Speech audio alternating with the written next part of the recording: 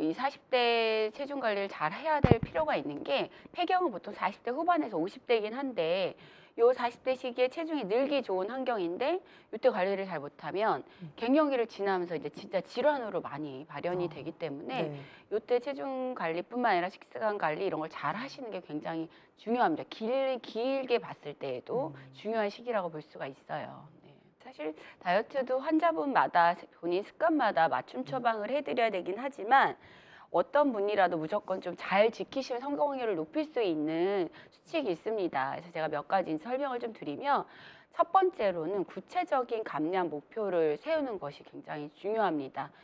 내가 그냥 무작정 체중을 줄일 거야 라고만 막연히 생각하면 언제까지 얼마 동안 얼마를 줄일지에 대한 계획이 없다면 사실 굉장히 조급해져서 막 갑자기 많이 안 먹거나 아니면 빨리 실망을 하거나 할 수 있기 때문에 감량 목표를 정하셔야 되는데 기간, 목표 체중 이런 걸 단기적으로 3개월에 내가 한 4kg를 뺐다, 4, 5kg를 빼고 난 1년 후에는 그럼 여기서 뭐 7, 8kg 이런 식으로 좀 구체적으로 정하는 게 좋고요. 또 하나는 체형도 있지만 뭐 2년 전에 내가 생각할 때 제일 예뻤던 시기에 옷이 맞는 체형이 되겠다. 아니면 내가 올 여름 휴가 때 비키니 수영복을 자신 있게 내가 휴가 가서 입고 싶다라는 것 같은 좀 눈에 보일 만한 구체적 계획을 세울수록 성공 확률이 높아집니다.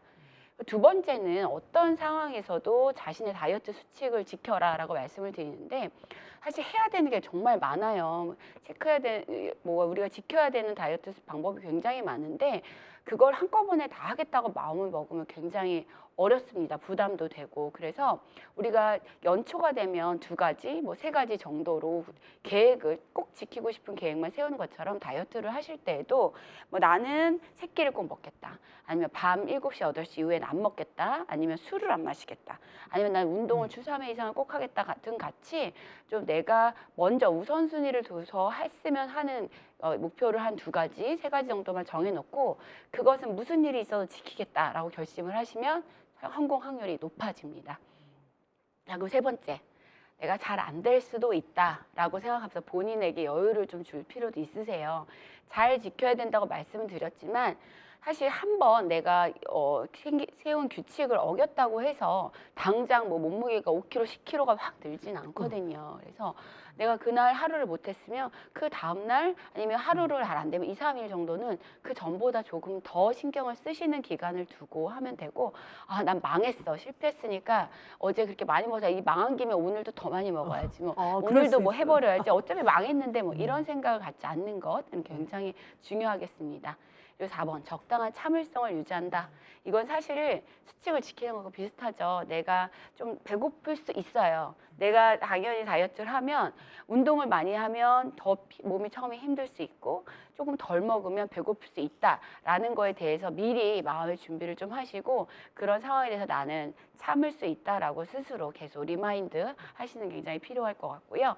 5번째, 조급해하지 않는다. 예, 중요한데 그게 결국은 이 단기 목표를 정하라고 말씀드린 거와 연관이 돼요. 내가 한 번에 몸무게를 10kg 줄이겠다라고 마음을 먹으면 조급해져서 결국은 좋지 않은 다이어트 방법을 선택할 가능성이 높고 빨리 빼고 마음이 급하게 먹을수록 그 다음에 다시 원래 몸무게로 돌아가는 속도도 빨라지고 또 우리가 40대에 체중을 관리한다는 건 예뻐지기만 위해서 하는 게 아니라 건강하기 위해서인데 그 중요한 건강을 해칠 수도 있습니다.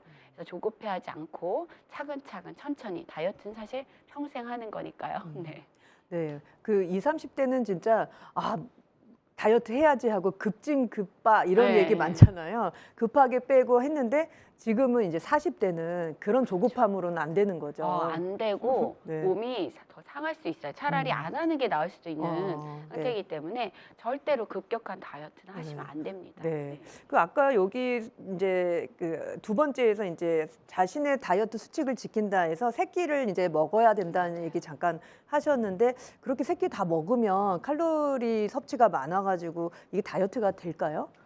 맞아요. 사실 네. 3끼를 다 드셔라라고 얘기하는 제일 큰 이유는 너무 배고픈 상태로 식사를 하게 돼서 다음 끼니에 폭식하는 걸 예방하는 것, 그것과 함께 또 우리가 지켜야 되는 근육을 유지하기 위해서 3끼를 다 드시라고 말씀을 드리는데 저부터도 사실 전 아침을 꼭 먹고 잘 챙겨 먹는 스타일이었는데 그렇게 먹으니까 30대 후반 40대가 되면서 체중이 늘더라고요.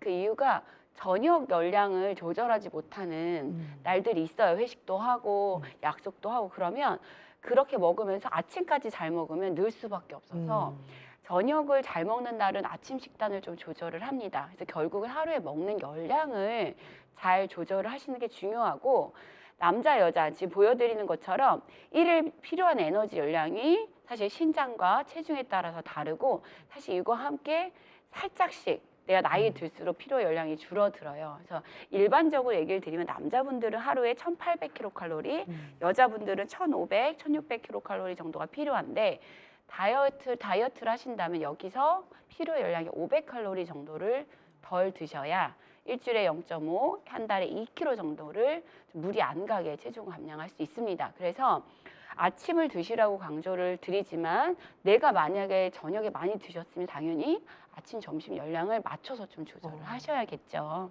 네, 네. 그렇게 먹고 그럼 500kcal를 좀 빼고 좀 줄여서 다이어트를 한다고 하면 오히려 뭐 운동을 만약에 줄이지 못하면 운동을 500칼로리 소모할 정도로 하면 좀 도움이 될까요? 되긴 하는데 네, 네.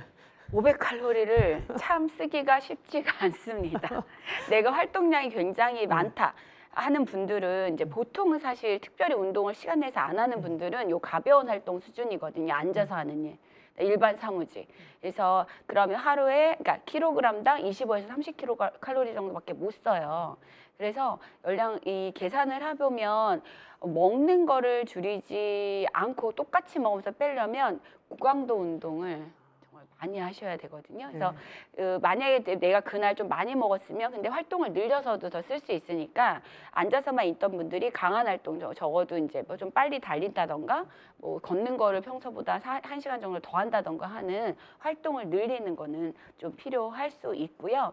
내가 일 때문에 여기 보면 아주 강한 활동이 들어가는데 결국 일 자체가 운동 강도가 굉장히 높은 분들만 킬로그램당 40칼로리가 필요한 거고 일상적인 특히 40대 여성분들의 라이프 스타일을 생각을 해보면 킬로그램당 25에서 30kcal 정도가 필요하다라고 생각을 하시면 될 것 같아요. 네. 네. 네, 그 농사 네, 분들의 그쵸. 강도와 저희가 맞추려면 엄청난 운동 소모량이 좀 필요할 것 같은데 저희는 그게 아니고 이제 가벼운 활동을 하는 수준으로 봐야 되겠네요. 네. 자, 그럼 여러분들 이제 다이어트 성공을 위한 기본 수칙들을 조금 염두에 두시고 그러면 이제 케이스로 한번 들어가 보겠습니다. 급격한 다이어트를 성공한 40세 이제 40대 여성인데요. 키가 한 158cm, 체중 62kg에서 한 2달간 55kg로 됐으니까 한 7kg 정도 감량이 됐네요. 그럼 요요를 방지하는 운동 루틴이나 운동 전후에 꼭 챙겨야 하는 것들이 있다면 또 뭐 어떤 게 있을까요? 네. 제가 앞서서 한 달에 2kg 정도를 감량하는 것이 몸에 무리 안 되는 다이어트라고 했는데 이분 같은 경우에는 2달 동안 7kg면 사실 좀 빨리 체중을 감량하신 거고 이렇게 하는 분들의 어떻게 빼는지를 잘 살펴보면 대부분이 아까 500칼로리가 아니라 더 많이 식사량을 줄여서 뺀 경우가 많으세요. 그럴 때 문제는 이제 본인은 체중만 이제 체크가 되니까 아시지만 원하는 체지방뿐만 아니라 근육도 같이 감소되어 있는 경우가 굉장히 많습니다. 그래서 이런 분들 같은 경우에는 근육이 이미 이전에 비해서 많이 줄었다는 거를 생각을 해서 식단이나 운동을 짜실 필요가 있어요. 그래서 식단에서는 그래서 빠진 근육을 채워 넣기 위해서는 꼭 필요한 것이 단백질을 잘 드시는 겁니다. 그래서 특히 체중 감량 유지기에는 열량 섭취는 이제 열량 섭취량은 필요한 양을 드시되 거기서 구성을 단백질 음식 식품 구성을 더 많이 늘리시는 것이 좀 손상된 이제 줄어든 근육을 다시 늘릴 수 있는 방법이다라고 생각을 하셔야 될 것 같고요. 또 단백질을 잘 드셔야 우리가 요요가 오면 그러니까 체중을 많이 빼고 나면 식욕이 막 더 많이 올라가거든요. 그래서 그 다음에 원래 식단으로 돌아갔을 때 고열량 몸이 막 찌고 싶어 하기 때문에 고열량에 드시지 말라고 했던 음식들이 더 많이 당기게 되어 있어서 이 고단백 식품을 드셔야 식욕을 조절하고 다시 체중이 느는 걸 예방할 수 있습니다. 네. 그래서 하루 단백질 권장 섭취량은 보통은 일반적으로는 킬로그램당 0.9 정도거든요. 근데 이런 시기에는 1.1에서 1.2g까지 늘려서, 그러니까 킬로그램당 1.0에서 1.2 정도까지도 늘려서 드실 필요가 있습니다. 네. 네. 저희가 이제 자료를 어떻게 보다 보니까 재밌는 자료가 있었는데 2017년 건강보험 비만 청구가 네. 여성이 남성보다 5배가 높게 나타났고 또 40대 여성이 남성에 비해서 한 8배 정도가 40대 여성이 더 높다고 해요. 네. 비만 관리나 비만 청구가. 네. 근데 그게 어떤 이유일지 한번 찾아봤더니 여성이 더 체중에 민감하고 그리고 관심도 많고 신경을 쓴다는 얘기고 상대적으로 남성은 무관심하다. 맞아요. 이 얘기가 있는데 진짜 내원하시는 환자가 여성분들이 더 많으신가요? 네, 맞죠. 사실 남자분들은 같은 체질량 지수일 때 여자분은 보통 내가 비만하고 관리를 해야 된다, 빼야 된다고 생각하는 경우가 많지만 남자분들은 이 정도 체중은 뭐 정상이지. 다 그런데 뭐 이 정도는 뭐 당연하지. 이렇게 생각하시면서 별로 꼭 동반 질환이 있어서 치료를 해야 되는 경우에도 별로 체중 관리를 할 필요성을 못 느끼는 경우가 많고 실제로 그래서 여자분들이 훨씬 더 체중을 조절하기 위해서 병원을 내원하거나 거기에 맞춰서 약을 드시거나 뭐 여러 가지 하는 경우가 많죠. 아무래도 그렇고요. 근데 여성분들이 또 이제 병원을 찾을 때 사실 특별한 방법이 있어서 병원만 오면 될 거라고 생각하시고 오시지만 앞서 말씀드린 시기가 되게 굉장히 필요하고 정말 조절이 잘 안 될 때에 또 약제 같은 걸 쓸 수가 있고요. 이때 이제 체중 감량에서 요요 방지하기 위해서든 감량하기 위해서든 운동을 꾸준히 하시는 게 굉장히 중요합니다. 그래서 특히 급속하게 뺐을 때 요요가 또 오지 않게 하는 방법으로는 정기적인 운동을 꼭 하셔야 돼요. 네. 네. 그러면 아까 먼저 아까 그 급격한 다이어트를 이제 성공한 여성의 이제 팁 몇 가지 얘기해 주셨을 때 네. 저열량, 저지방, 고단백 맞아요. 식단 유지를 말씀하셨는데 단백질 섭취를 하는 또 뭐 중요한 이유나 필요성이 있다면서요? 네, 이제 한번 말씀드렸지만 내가 이미 근육이 많이 빠졌을 거라는 걸 감안을 해서 그래서 근육을 보충을 해주기 위해서도 단백질을 드셔야 되고 그리고 이후에 이제 다시 식욕 조절하는 데 유리하기 때문에 꼭 그렇게 하셔야 되고 운동을 그다음에 제가 정기적으로 운동을 하셔야 이 감량된 체중을 잘 유지할 수 있다고 말씀을 드렸는데 이 운동 시에도 추가적인 근감소를 예방하기 위해서는 반드시 단백질 식품을 잘 드셔야 됩니다. 그럼 단백질 하루 권장 섭취량이 또 자료가 있다고 하셔서 한번 네. 네, 잠깐 보고 갈까요? 자료 준비가 네. 자료가 제가 없나요? 한번 네. 앞에 말씀드렸는데 네. 1kg 네. 그러면은 이제 권장 섭취량 이 부분은 이제 넘어가고 아까 정기적인 운동 되게 강조하셨잖아요. 이제 정기적인 운동을 뽑으셨는데 어떻게 운동을 하는 게 좋을까요? 요즘에 걷기 운동이 많이 추천되는데 그냥 걷기만 하면 도움이 좀 될까요? 아니요.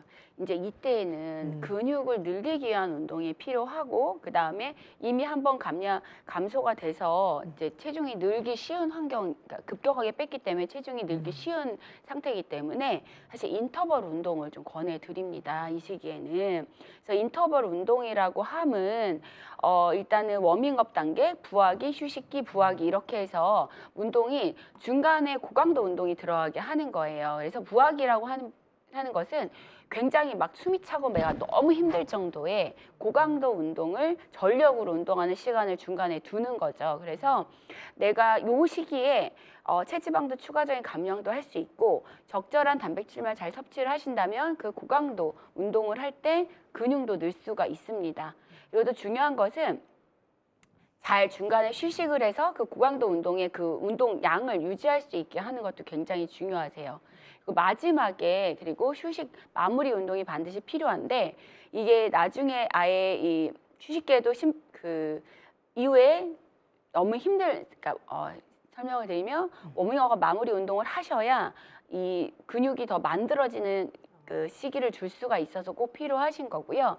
만약에 휴식기는 근데 마무리나 워밍업보다는 쉰다고 아무것도 안 하고 있는 상태는 아니고 최대 심박수에서 60에서 70% 정도 아주 힘들었다면 조금만 떨어지는 완전히 퍼진 상태는 아니라는 거 그게 중요합니다. 그래서 요즘에 이게 사이클릭하게 하는 운동 센터들이 있잖아요. 네, 많이 그래서 들어봤어요. 막 5분이 3분이고 5분을 굉장히 죽을 만큼 힘들게 운동을 하고 조금 강도를 낮춰서 하는 건데 만약에 러닝머신을 예를 들면 러닝머신을 뭐 10km까지 막 숨이 찰 정도로 뛰다가 좀 낮춰서 5km, 4, 5km 정도를 걷다가 또 10km 이상을 늘려서 뛰다가 네. 걷다 하는 운동이 들어가는 것이 굉장히 중요하겠습니다. 그리고 네. 경사도도 이렇게 높이고 강도 높이고 네. 뛰면 좋겠네요. 네.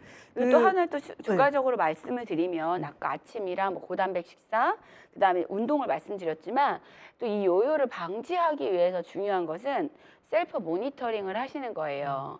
감량된 체중이 내 진짜 몸무게가 될 때까지 6개월 이상이 걸리기 때문에 주 1회 정도는 지속적으로 체중을 좀 체크를 해서 원래 뭐 아까 55kg 빠졌잖아요. 근데 56이 됐을 때 그 다음 주는 더 운동 강도를 높이던 식단을 좀 더 신경 써서 다시 빨리 55kg로 만드셔야 요요 없이 그 감량된 체중을 잘 유지하실 수가 있습니다. 그리고 또 하나는 운동을 열심히 하고 식단을 할 때 그 손상된 근육이 잘 만들어지게 하려면 잘 주무시는 게 굉장히 중요해서 수면 습관에도 신경을 좀 많이 쓰셨으면 좋겠어요. 네.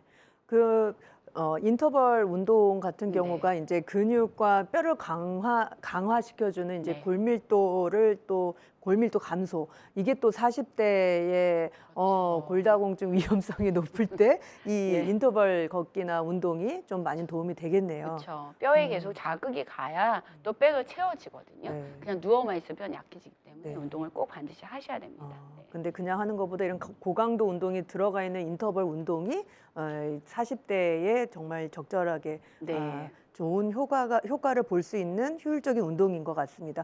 하지만 이 인터벌 운동을 하면 마음 먹고 해야 되는 거잖아요. 네. 또 근데 마음 먹지 않아도 이제 꾸준히 지속적으로 할 수 있는 평소 활동을 늘리는 운동들이 또 좀 있을 것 같은데요. 네, 평소 활동을 늘리는 거 굉장히 중요하죠. 사실 별거 아닌 것 같지만 일상에서 많이 움직인다고 본인이 이제 나는 엉덩이가 가볍다. 예를 들면 상대적으로 다른 사람보다 움직이는 게 많다라고 하는 사람이 사실 많게는 300-400칼로리 이상씩 에너지를 더 쓸 수가 있습니다. 그래서 평상시 활동을 늘리는 게 굉장히 중요한데 예를 들면 내 휴대폰, 매일 휴대폰을 사실 계속 갖고 다니신다면 내 걸음수가 얼마나 되는지 확인을 해서 저녁 먹고 나서 내 걸음수가 평상시보다 적었다 그러면 어느 정도는 채워주기 위해서 잠깐 나가서 더 걷고 온다든지 하는 것도 필요하고 또 하나는 제가 뭐 주차를 할 때도 좀 먼데 된다든가 계단을 올라간다든가 아니면 친구랑 전화를 하실 때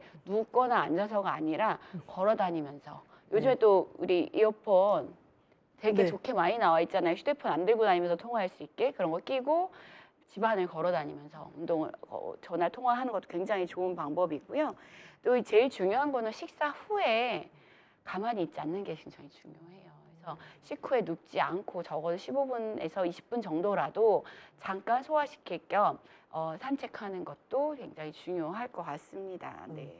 네, 이런 생활 습관을 이제 운동을 생활 습관화 시키는 게 되게 중요한데 이게 몰라서 못하는 게 아니고 아는데도 잘 안 되는 게 맞아요. 이게 좀 문제죠. 그래서 아까 네. 말씀드린 게 내 걸음수나 운동량을 좀 체크를 하는 게 굉장히 중요해요. 그래서 내가 유난히 의식적으로 알지만 숫자로 보면 더 눈에 확 띄거든요. 내 목표가 오늘 원래 항상 매일 뭐 7,000보에서 10,000보는 걷겠다고 마음을 먹었다면 그날 저녁 먹고 나서 내 운동량을 봤는데 3,000보밖에 안 걸었다 이러면 그거는 일상활동으로는 절대 안 되는 거기 때문에 그날은 계획이 없었더라도 좀 나가서 30분이라도 걷고 온다던가 네. 아니면 내가 집에서 뭐 스쿼트나 뭐 아니면 플랭크 같이 가볍게 할 수 있으면서 열량을 많이 쓰는 근육 운동 같은 거를 몇 세트 한다던가 하는 나만의 그런 계획을 세워두시는 게 중요할 것 같아요.